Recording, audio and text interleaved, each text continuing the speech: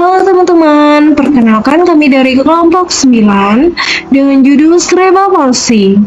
Dengan dosen pengampu, bisa dilihat di bawah sini ya. Ini nama-nama anggota kelompok 9. Yang pertama itu ada Angelia Reswara, yang kedua itu ada Della Jessica Avril, yang ketiga itu ada Joan Cynthia, yang keempat itu ada Catherine Teresia, dan yang kelima itu ada Rati Purwasi. Nah, teman-teman tahu nggak sih apa itu cerebral palsy? Menurut arti harfiahnya, cerebral palsy terdiri dari dua kata, yaitu cerebral yang berasal dari kata cerebrum, yang berarti otak, dan palsy yang berarti kaku. Dengan kata lain, kelumpuhan otak berarti kekakuan karena penyebabnya terletak di otak. Jadi, cerebral palsy adalah kondisi di mana tubuh itu menjadi kaku atau sulit bergerak akibat gangguan yang berasal dari otak. Selanjutnya, kita masuk ke dalam etiologi atau penyebab terjadinya cerebral palsy pada kasus kami. Di dalam kasus kami, terdapat faktor perinatal sebagai penyebab terjadinya cerebral palsy. Secara umum, faktor perinatal adalah faktor-faktor yang terjadi sekitar proses kelahiran yang dapat mempengaruhi kesehatan dan perkembangan bayi. Di dalam faktor ini meliputi beberapa hal. Yang pertama, ada hipoksia otak. Hipoksia otak adalah kondisi ketika otak bayi kekurangan oksigen tetapi darah masih mengalir ke otak meskipun jumlah oksigen yang sampai ke otak kurang. Biasanya terjadi baik selama kehamilan, persalinan, atau setelah lahir. Kekurangan oksigen ini dapat merusak sel-sel otak dan mempengaruhi kemampuan bergerak dan koordinasi. Yang kedua yang terdapat pada kasus kami ada asfiksia, yang dimana seperti di kasus dikatakan persalinan ibu berlangsung lama dan anak dengan asfiksia ringan, napas lambat setelah lahir. Secara umum, asfiksia adalah keadaan saat anak tidak mendapatkan cukup oksigen saat proses kelahiran, sehingga otak mengalami kerusakan dan juga menyebabkan kelumpuhan otak karena otak tidak berfungsi normal akibat kekurangan oksigen. Lalu yang ketiga, terdapat trauma lahir. Trauma lahir dapat berupa cedera atau benturan yang dialami bayi saat proses kelahiran. Misalnya, karena persalinan yang sulit atau alat bantu persalinan. Trauma ini bisa merusak jaringan otak dan menyebabkan gangguan gerak yang permanen. Lalu kita masuk ke dalam tanda dan gejala cerebral palsy di dalam kasus kami. Di dalam kasus kami ada beberapa tanda dan gejala yang muncul. Yang pertama yaitu keterlambatan perkembangan motorik, belum bisa berjalan di usia 3 tahun. Yang kedua, tonus otot meningkat, spastik, terutama di kedua tungkai bawah. Lalu yang ketiga, refleks primitif, Moro dan Babinski masih muncul. Yang keempat, koordinasi gerak buruk, tremor halus saat berusaha memegang benda. Dan yang kelima, bicara tidak jelas atau disatria ringan.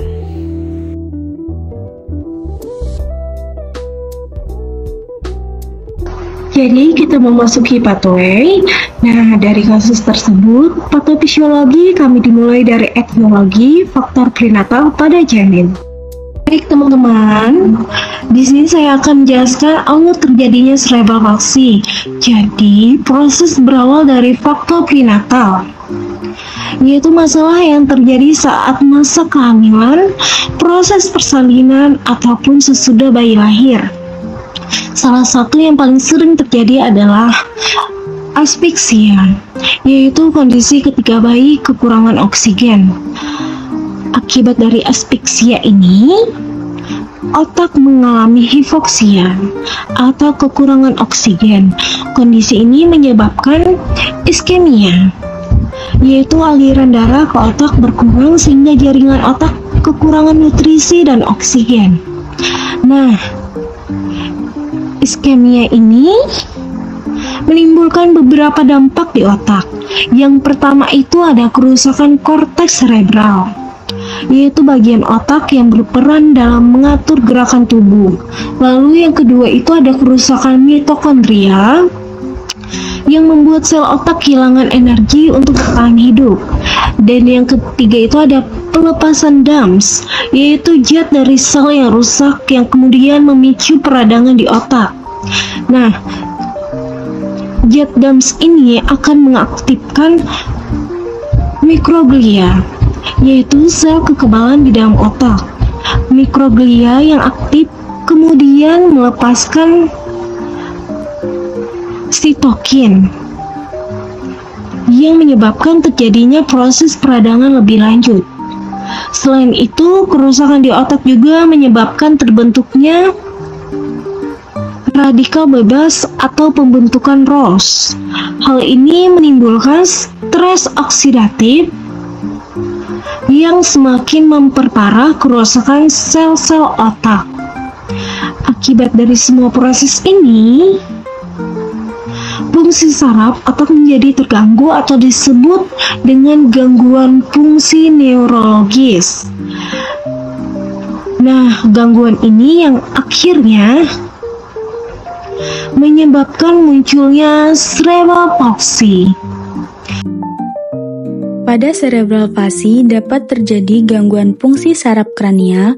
Saraf kranial yang berasal dari otak ini mengatur fungsi penting seperti bicara, mengunyah, menelan, dan gerakan otot wajah. Ketika area otak mengatur saraf kranial mengalami kerusakan akibat cerebral palsy, maka fungsi saraf kranial tersebut ikut terganggu.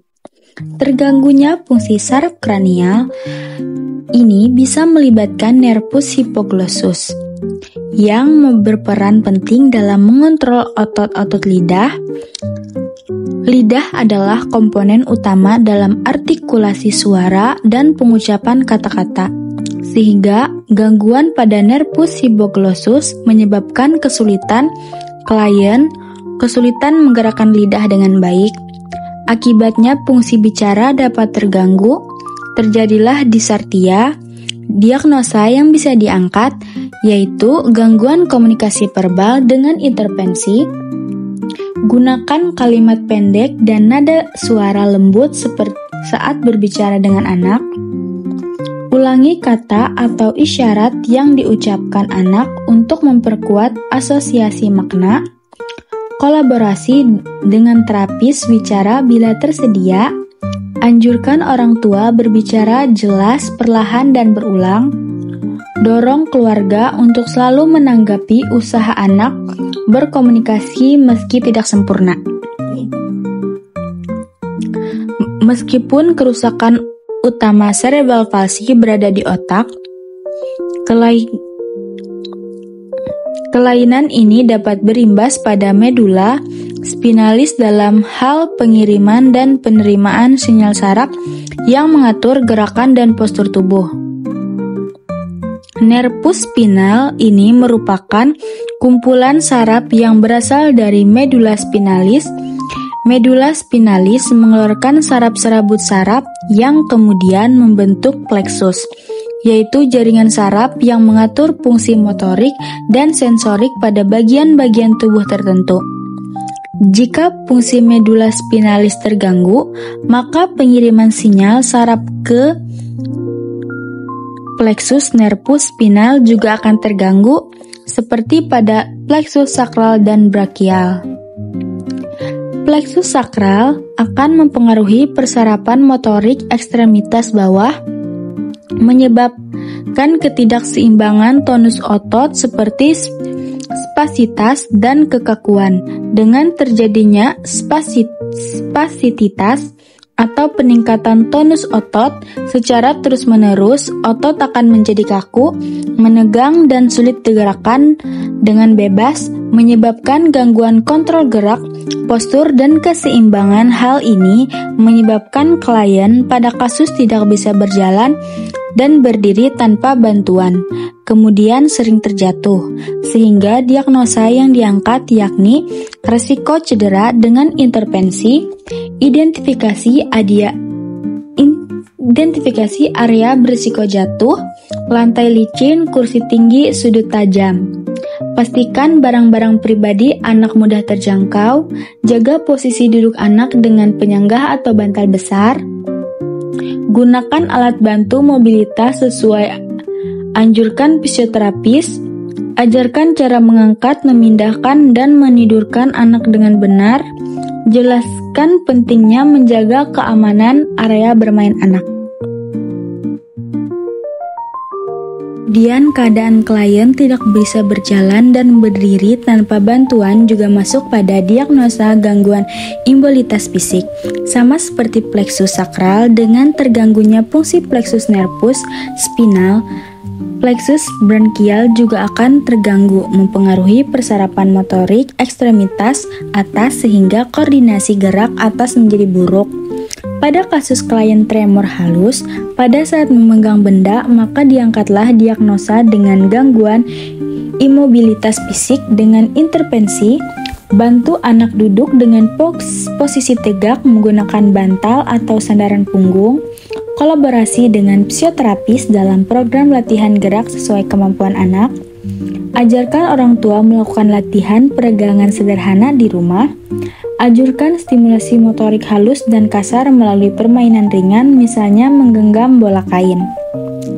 Lalu, pada orang tua sendiri, kondisi anak dengan cerebral palsy kerap menjadi kekhawatiran karena kurangnya pengetahuan orang tua tentang penyakit. Pada kasus klien, ibu klien nampak cemas sehingga diangkatlah diagnosa ansietas pada orang tua dengan intervensi, identifikasi faktor pencetus kecemasan seperti ketakutan akan masa depan anak, dengarkan keluhan dan perasaan ibu tanpa menghakimi, berikan penjelasan sederhana tentang kondisi anak dan proses terapi, dorong ibu untuk terlibat dalam latihan dan perawatan anak, beri edukasi bahwa cerebral palsy bukan kesalahan orang tua dan dapat dikelola dengan latihan.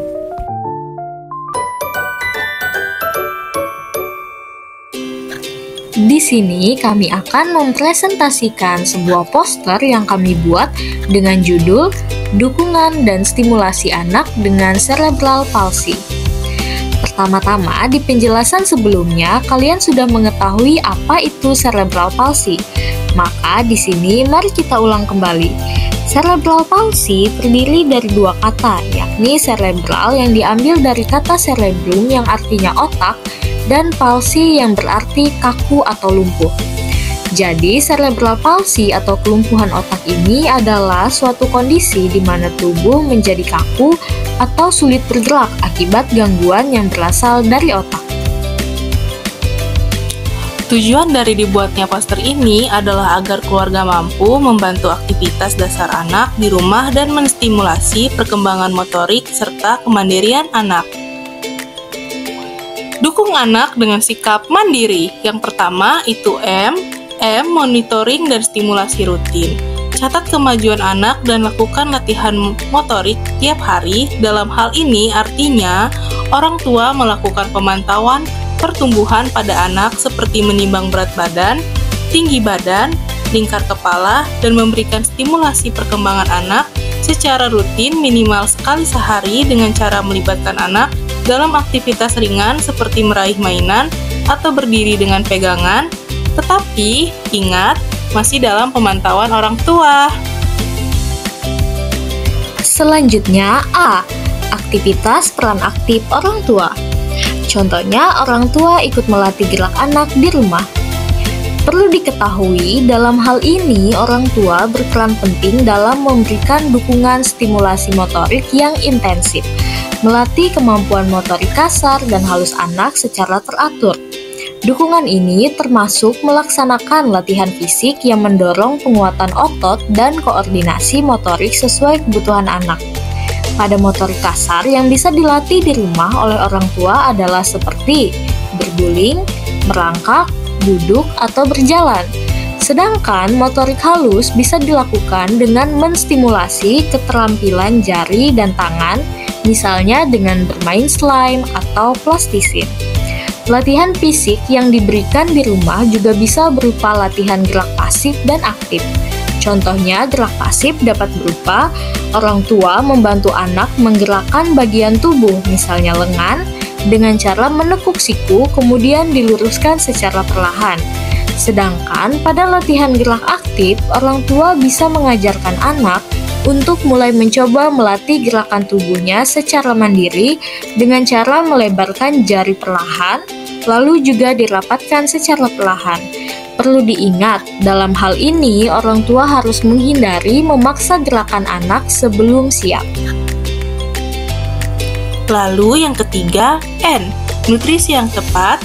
Beri makanan dengan tekstur lunak, tinggi protein dan vitamin B.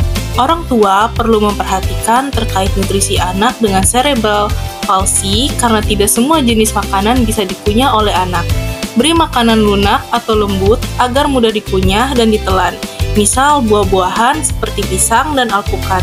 Kemudian perhatikan juga posisi anak saat makan, yakni setengah duduk untuk mencegah anak tersedak. Kemudian ajarkan anak memegang sendok secara bertahap, agar anak mandiri dan puji setiap usaha makan mandiri tersebut meskipun masih tumpah. Yang keempat, D. Dukungan emosional dan motivasi. Contohnya, pujilah anak saat berhasil mencoba hal baru. Dukungan pada anak cerebral palsy tidak hanya berupa stimulasi untuk motorik, namun juga dukungan secara emosional. Orang tua diharapkan mampu memberikan dukungan emosional berupa motivasi, empati, dan perhatian agar anak termotivasi untuk melakukan aktivitas sehari-hari dan terapi seperti makan, belajar bicara, dan aktivitas sosial. Hal yang bisa dilakukan orang tua yakni berikan kasih sayang, pelukan, dan dorongan positif. Jangan menunjukkan kelelahan atau frustasi di depan anak yang bisa mempengaruhi sisi emosional anak. Libatkan ayah, ibu, dan anggota keluarga lain agar anak merasa diterima dan dicintai. Lalu yang kelima ada I, integrasi alat bantu dan terapi wicara. Gunakan alat bantu terapi wicara seperti kartu gambar. Dalam hal ini, anak dengan cerebral palsy membutuhkan sebuah alat bantu untuk melakukan aktivitas sehari-hari. Seperti contohnya untuk bergerak, anak bisa menggunakan kursi roda. Lalu biasanya, anak dengan cerebral palsy yang mengalami distrastia membutuhkan terapi wicara guna melatih skill komunikasi anak. Alat yang digunakan untuk terapi wicara bisa berupa kartu gambar ataupun latihan otot mulut dengan menggunakan sedotan dan lain sebagainya. Yang keenam, R. Rangsangan rutin dan responsif.